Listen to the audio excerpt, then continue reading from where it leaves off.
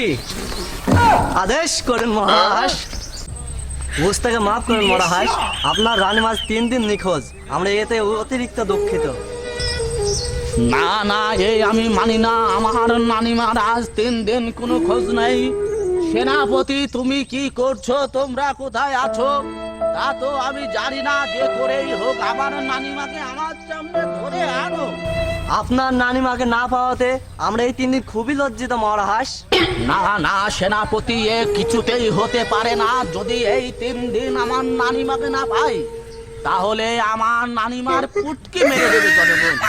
কি জবাব? প্রিয় দর্শক, আমাদের এই ভিডিওটি যদি আপনাদের ভালো লাগে তাহলে সবাই মিলে আমাদের চ্যানেলটিকে সাবস্ক্রাইব করে আমাদের পাশে থাকুন।